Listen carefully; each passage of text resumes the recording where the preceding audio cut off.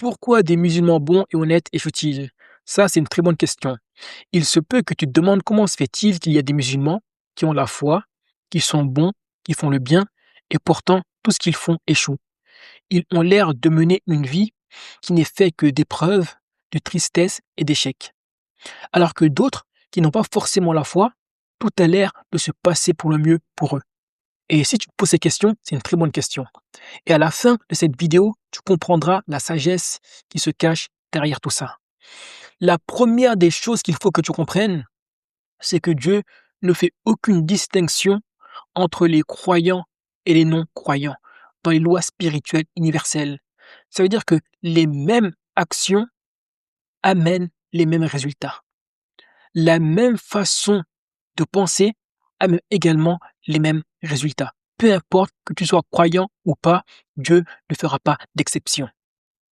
Ça, la première des choses, c'est qu'il faut que tu saches ça. Ensuite, Dieu nous dit Ma asabaka min hasanatin famin Allah, wa ma asabaka min sayyatin famin nafsik. Ce qui t'atteint de bien vient de Dieu, et ce qui t'atteint de mal vient de toi-même. Donc, lorsque tu vois que tu n'arrives pas à avoir d'autres résultats que ceux qui mènent à l'échec, il faut que tu te remettes en question et que tu te poses des questions et que tu te demandes qu'est-ce qui fait que j'ai toujours les mêmes résultats? Est-ce ma façon de penser? Est-ce ma façon d'agir? En tout cas, tu dois te remettre en question car ça vient de toi et non de Dieu. Maintenant, mettons un peu de contexte. L'erreur que beaucoup de croyants font, c'est qu'ils pensent que leur foi leur accordera des faveurs du divin. Comme je t'ai dit, Dieu ne fait pas de distinction entre le croyant et le non-croyant. Ça, c'est ce qu'on appelle la justice de Dieu. Dieu est le juste. C'est pour ça qu'il nous dit Kullan numid. Ha'ula'i wa ha'ula'i min a'ta'i rabbik wa ma kana a'ta'u rabbika mahzura. Dieu dit à tout le monde nous donnons, à ceux-ci et à ceux-là des bienfaits de ton Seigneur. Et les bienfaits de ton Seigneur sont interdits à personne. Donc que tu sois blanc ou noir, tu jouiras des bienfaits de Dieu. Que tu sois croyant ou pas, tu jouiras des bienfaits de Dieu. Que tu sois grand, petit, homme ou femme, tu jouiras des bienfaits de Dieu. Cependant, si tu as des actions qui mènent à l'échec, peu importe que tu sois croyant ou pas, tes actions te mèneront à l'échec. Dieu ne va pas se dire, tel individu a la mauvaise façon de penser ou bien a la mauvaise façon d'agir, mais vu qu'il est croyant, je vais faire une exception pour lui. Non. C'est pour ça que Dieu dit dans le Coran, Wala tajidu li sunnatina tahwila. Tu ne trouveras pas de changement dans nos lois. Les lois divines, elles sont fixes. Et c'est pour ça qu'il est très important de les connaître. Et c'est pour ça que beaucoup de croyants, ils sont bons, ils font le bien, ils ont la foi, mais malheureusement, n'ont pas la bonne façon de penser et de faire, ce qui fait qu'ils ont toujours les mêmes résultats. Et ils se posent des questions. Est-ce que c'est Dieu qui m'aime pas? Est-ce que je suis maudit? Est-ce que ma foi a un problème? Est-ce que je suis hypocrite? Ou plein d'autres questions comme ça. Ce n'est pas le cas. C'est juste qu'il faut que tu te remettes en question. T'analyses ta façon de penser, ta façon d'agir. Parce que Dieu, peu importe ta foi, ne fera pas d'exception. Si tu penses mal, si tu agis mal, tu n'auras pas les bons résultats. Et ça, c'est ce qu'on appelle la justice. Rentrons maintenant dans le vif du sujet. Dieu est juste. Tu n'as juste pas cerné l'étendue de sa sagesse. Donc si tu te poses cette question et tu te dis, est-ce que Dieu, parfois, il favorise les non-musulmans sur les musulmans? Non. Dieu est juste. Donc si tu vois que certains groupes de personnes qui n'ont pas la foi et qui pourtant ont certains résultats, demande-toi, est-ce qu'ils n'ont pas adopté une façon de penser qui est différente de la mienne? Est-ce que c'est pas peut-être la mienne qui m'induit en erreur? Toujours avec justice, avec recul, avec sagesse, avec connaissance. Faire une introspection honnête. Parce que, comme je l'ai dit, si tu penses mal, si tu agis mal, peu importe ta foi, tu n'auras pas les résultats escomptés. Donc, c'est pas que Dieu favorise un certain groupe de personnes ou un certain groupe d'individus. Pas du tout. Dieu a dit, Wala tajidu li sunnatina tahwila.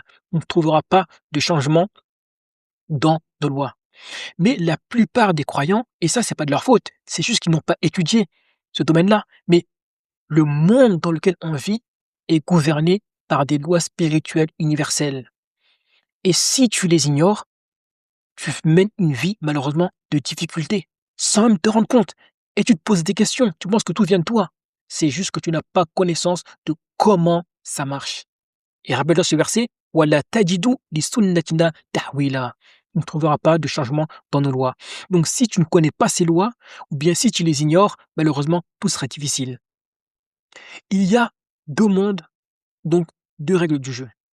Il y a les règles pour la dunya et les règles pour l'akhira. Dieu dit, Man kana yuridu harsa dunya, nu'tihi minha, wa ma lahu fil akhirati min nasib. Dieu dit, celui qui veut semer la terre, la dunya, alors nous lui donnons de ses bienfaits. Mais il aura aucune part dans l'au-delà. Et ça, c'est très important. Parce que si tu sèmes uniquement dans la dunya, tu auras dans la dunya. Et c'est ce qui se passe pour ceux qui n'ont pas la foi. Ils sèment dans la dunya. Ça veut dire qu'ils connaissent les lois spirituelles universelles et ils agissent conformément avec elles. Et c'est pour ça qu'ils obtiennent les bons résultats. Mais ça ne veut pas dire qu'ils réussissent ici, qu'ils réussiront là-bas. Deux mondes, deux règles du jeu. Et toi, en tant que croyant, il faut que tu cherches la félicité dans les deux mondes. Comme on dit, Rabbana atina fid dunya hasana wa fil akhirati hasana. Ô Seigneur, donne-nous une bonne part ici-bas et une bonne part dans l'au-delà. Donc si tu veux une bonne part ici-bas, la moindre des choses pour toi, c'est de connaître les lois spirituelles universelles. Quelles sont les choses, quelles sont les lois spirituelles qui mènent à l'échec, qui mènent à la tristesse, qui mènent à la désillusion, qui mènent à ceci ou bien à cela. Il faut connaître ces lois pour ne pas aller à l'encontre de cette dernière et de faire de sa vie un enfer. Ça, c'est vraiment très important. Mais il faut également connaître les lois qui mènent à El-Akhira. Elles sont différentes. Parce qu'il ne faut pas être de ceux qui sont concentrés sur la dunya, qui étudient les lois spirituelles universelles pour acquérir des biens, de la réussite de la dunya et qui oublient El-Akhira. Eux, ce sont les grands perdants. Dans ce cas-là, ils auront la même attitude que ceux qui n'ont pas la foi. Par contre, si tu es intelligent, tu t'intéresses aux lois spirituelles universelles qui gouvernent ce monde pour faciliter ta vie dans la dunya et tu as les pieds ancrés dans les lois divines qui règlent ce monde mondain. Le din. Dans le din, il y a du halal et du haram. Il faut le connaître. Et dans la dunya, il y a des choses qui amènent à la réussite, d'autres qui mènent à l'échec. Il faut le connaître. Il faut connaître les deux. Dieu nous dit وَابْتَغِ فِيمَا آتَاكَ اللَّهُ الدَّارَ الْآخِرَةَ وَلَا تَنْسَ نَصِيبَكَ مِنَ الدُّنْيَا. Cherche à travers ceux qu'on t'a donné la demeure dernière, donc la réussite pour l'au-delà. Et il dit وَلَا تَنْسَ نَصِيبَكَ مِنَ الدُّنْيا. Et n'oublie pas ta part dans l'au-delà. Donc, toi, en tant que croyant, qu'est-ce qu'il faut que tu fasses? Et qu'est-ce qui va se passer si tu préfères te concentrer uniquement sur l'au-delà? Ce qui va se passer, c'est que ta vie ici-bas, elle sera compliquée. Parce que tout ce que tu vas faire, tu auras l'impression que ça se finalise par un échec. Ton mariage est difficile. Tes relations sont difficiles. Professionnellement, c'est difficile. Donc souvent, tu es dans la dépression, le doute, l'échec, la peur, tu n'arrives pas à avancer. Tu cherches du secours, de l'aide ici et là, mais aucune solution. Tu auras une vie difficile. Alors que Dieu dit, Yuridu Allahu bikumul yusra, wa la yuridu bikumul usra.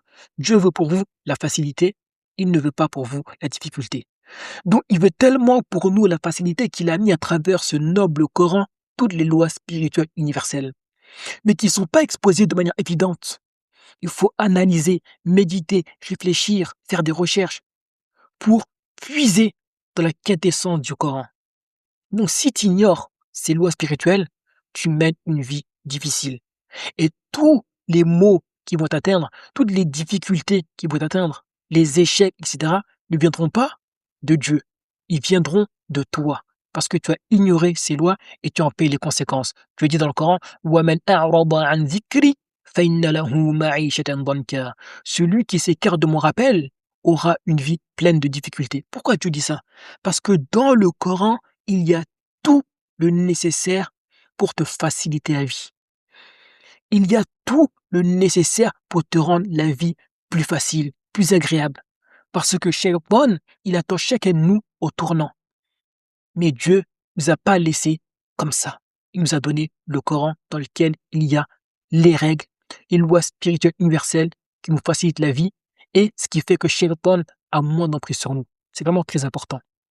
Donc la première des choses, si tu ignores les lois spirituelles, c'est que tu auras une vie très difficile. La deuxième des choses, c'est que tu vas condamner ta famille et ceux que tu aimes à avoir également une vie difficile. Pourquoi?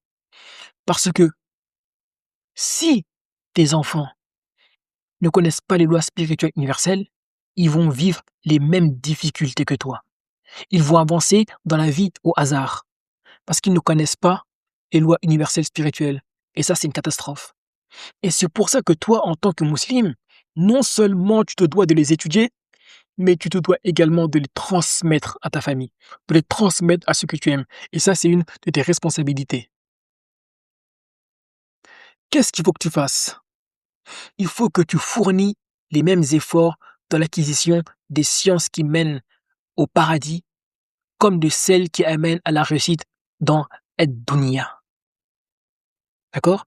Tu fous les mêmes efforts de l'acquisition de la science du din que dans la science qui fait et qui t'apprend qu'est-ce qui mène à l'échec et qu'est-ce qui mène à la réussite. C'est très important. Parce que lorsque tu mènes une vie difficile et que tu condamnes ta famille à vivre une vie difficile, tu ne peux pas réaliser ce que Dieu attend de toi.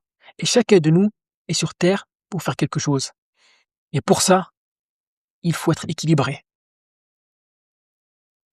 Maintenant, qu'est-ce que je t'invite à faire? C'est que si tu es intéressé par l'étude des lois spirituelles universelles, alors je t'invite à réserver un call avec moi. Un call d'une demi-heure dans lequel on va discuter, on va échanger, on va parler de toi, de tes difficultés, de tes échecs, de ce que tu rencontres. Et si ton profil correspond aux gens que j'accompagne, je te ferai une proposition et on commencera, Inch'Allah, l'accompagnement. Sur ce, je te dis à bientôt, Inch'Allah. Wassalamu alaikum.